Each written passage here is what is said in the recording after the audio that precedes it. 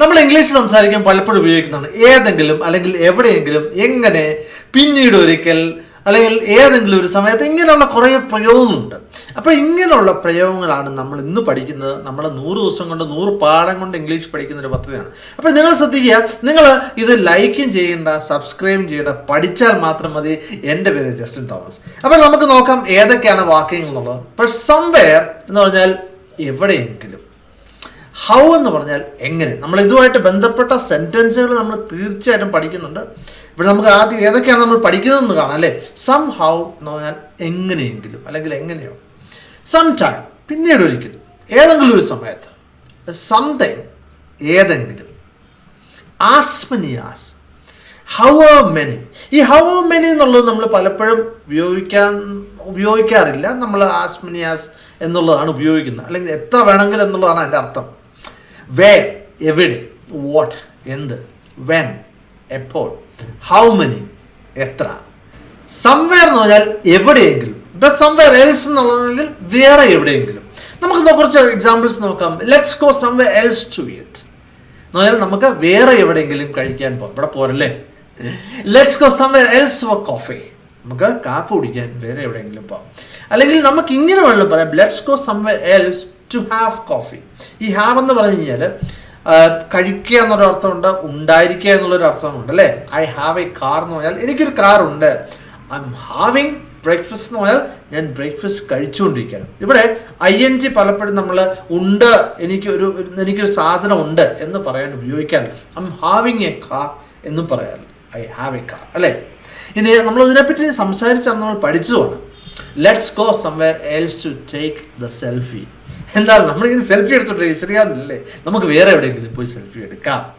അപ്പം നമുക്ക് ഒന്നുകൂടെ പറയാം. Let's go somewhere else to eat, let's go somewhere else for coffee, let's go somewhere else to take the selfie. How എന്ന് പറഞ്ഞാൽ എങ്ങനെ. How is the weather today, കാലാവസ്ഥ എങ്ങനെയുണ്ട്, ഇന്നത്തെ കാലാവസ്ഥ എങ്ങനെയുണ്ട്. ഈ അപ്പോസ്ട്രോഫിയസ് എന്ന് പറഞ്ഞാൽ ഈസ് അല്ലേ. How is the weather today.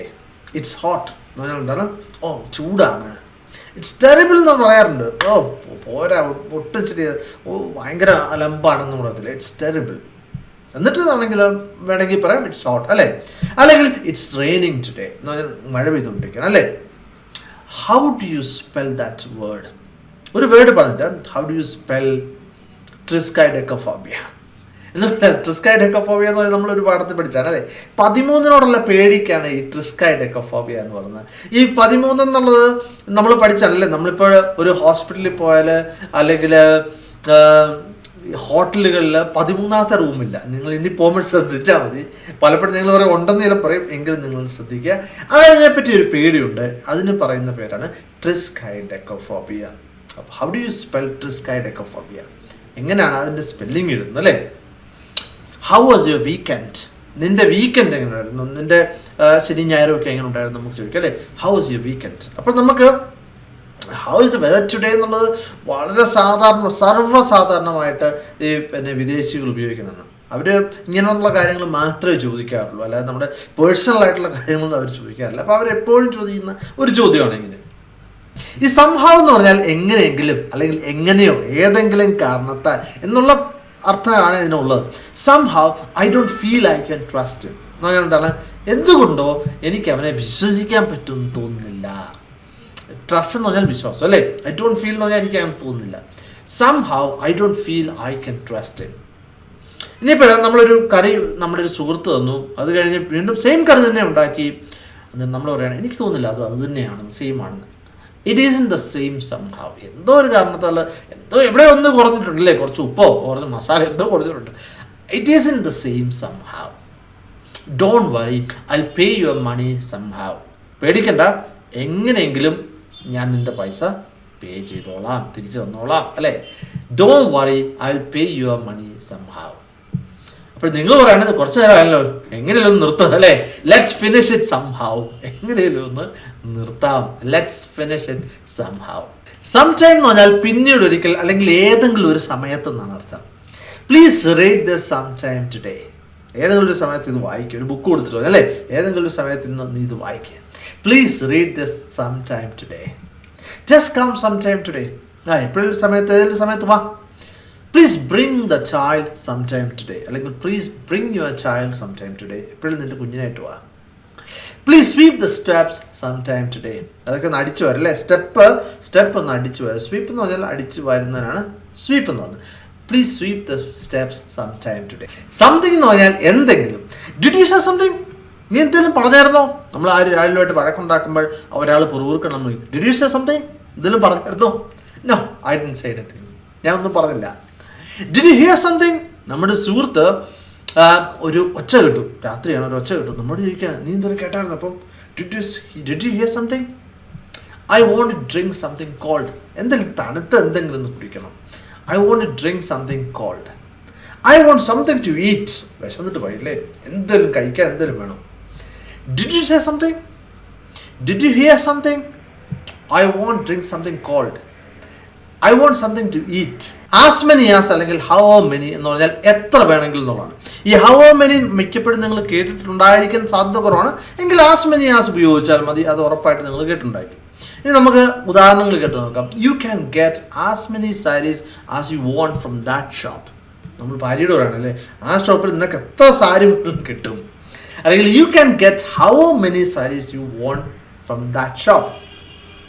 Same meaning ആണ്. Give him as many money as he wants, അവന് ആവശ്യമുള്ള അത്രയും പൈസ കൊടുത്തല്ലേ, വളരെ സന്തോഷമായിരിക്കണം അല്ലേ. Give him as many money as he wants. I gave as many biscuits as she wanted.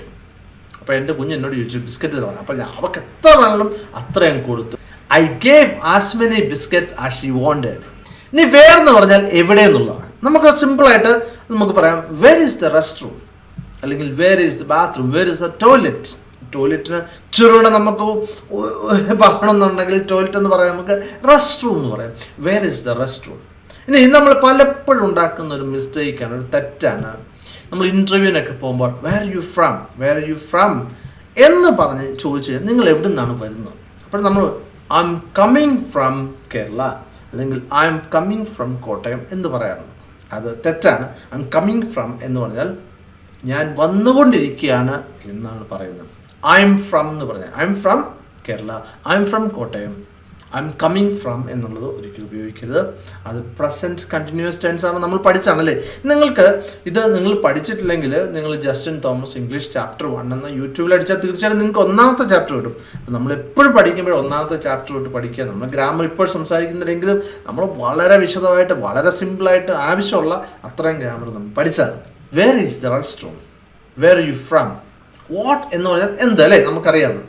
What is your favourite YouTube channel, നിങ്ങളുടെ ഏറ്റവും ഫേവറേറ്റ് ആയിട്ടുള്ള യൂട്യൂബ് ചാനൽ ഏതാ? നിങ്ങൾ കമൻറ്റിൽ എഴുതിക്കൂ. What is your favourite YouTube channel, what is your favourite food, അല്ലെങ്കിൽ what is your favourite animal, what's going on. ഇവിടെ എന്താണ് സംഭവിക്കുന്നത്? അവിടെ ഭയങ്കര അലമ്പം പാടം അല്ലേ, നമുക്ക് ചോദിക്കും വാട്ട്സ് ഗോയിങ് ഓൺ, അല്ലെങ്കിൽ വാട്ട്സ് ഹാപ്പനിങ് ഹിയർ, ഇവിടെ എന്താണ് സംഭവിക്കുന്നത്. What are you doing here, നീ ഇവിടെ എന്തെടുത്തോണ്ടിരിക്കുകയാണ്, അല്ലെ വാട്ട് ആർ യു ഡൂയിങ്, നീ എന്താ ചെയ്യുകയാണ്, നീ എന്തെടുത്തോണ്ടിരിക്കണം. അല്ലെങ്കിൽ നമ്മൾ ഹിയർ ചേർത്തില്ലെങ്കിലും കുഴപ്പമില്ല, ചേർത്താലും കുഴപ്പമില്ല. What are you doing here. When എന്ന് പറഞ്ഞാൽ എപ്പോഴെന്നാണ് അല്ലേ അർത്ഥം. വെൻ ഡിഡ് ദിസ് ഹാപ്പൻ, ഇതെപ്പോഴാണ് സംഭവിച്ചത്. നമ്മൾ ഒരു വാർത്ത കേട്ടില്ലേ, when did this happen. When she woke up she was sad, അവൾ എഴുന്നേറ്റപ്പോൾ അവൾ വളരെ ദുഃഖത്തിലായിരുന്നു. വെൻ ഡു വി അറൈവ്, നമ്മളിപ്പോൾ ഒരു യാത്ര പോവുകയാണ്, അപ്പോൾ നമ്മളോട് ചോദിക്കാം നമ്മൾ എപ്പോൾ എത്തും. വെൻ ഡു വി അറൈവ്, അല്ലെങ്കിൽ വെൻ വിൽ വി അറൈവ്. വില്ല് വേണമെന്ന് ചേർക്കാം, അല്ലെങ്കിൽ ഡു പറഞ്ഞാലും മതി. കാരണം എന്താണ്, ഇതിന് ഫ്യൂച്ചറിലെ ഒരു മീനിങ്ങുകളുണ്ട്, നമ്മളത് അതിനെപ്പറ്റിയും പഠിച്ചാണല്ലേ. വെൻ വിൽ വി അറൈവ്, അല്ലെങ്കിൽ when do we arrive. When are we eating, I am hungry, നമ്മൾ എപ്പോഴാണ് കഴിക്കാൻ വേണ്ടി പോകുന്നത്, എനിക്ക് ഭയങ്കരമായിട്ട് വിശക്കുന്നു. Close the door when you leave, നീ പോകുമ്പോൾ വാതിലടച്ചേരെ. Close the door when we leave. How many എന്ന് പറഞ്ഞാൽ എത്ര എന്നുള്ളതാണ് അല്ലേ. How many cats do you have, നിനക്ക് എത്ര പൂച്ചയുണ്ട്, അല്ലെങ്കിൽ പട്ടിയുണ്ടെന്ന് അങ്ങനെ ചോദിക്കും. How many dogs do you have, നിനക്ക് എത്ര കാറുണ്ട്. How many cars do you have.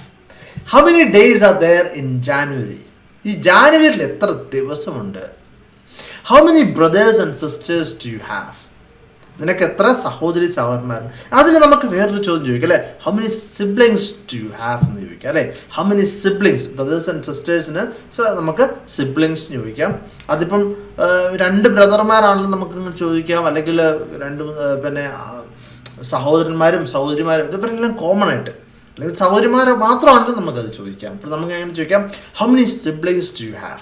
അപ്പോൾ തീർച്ചയായിട്ടും ശ്രദ്ധിക്കുക, നമ്മൾ ഏത് ഭാഷയും പഠിക്കുന്നത് റിപ്പീറ്റ് ചെയ്താണ് ഈ വാക്കുകളൊക്കെ നിങ്ങൾ എഴുതിയിടുക, നിങ്ങളിത് ഉപയോഗിക്കുക, നിത്യജീവിതത്തിൽ ഉപയോഗിക്കുക. ഒരു ബുക്കിൽ നിങ്ങൾ എഴുതിയിടുക, നിത്യജീവിതത്തിൽ ഉപയോഗിക്കുക. മറ്റൊരു വീഡിയോ ആയിട്ട് വീണ്ടും കാണാം. Thank you very much for watching. God bless you.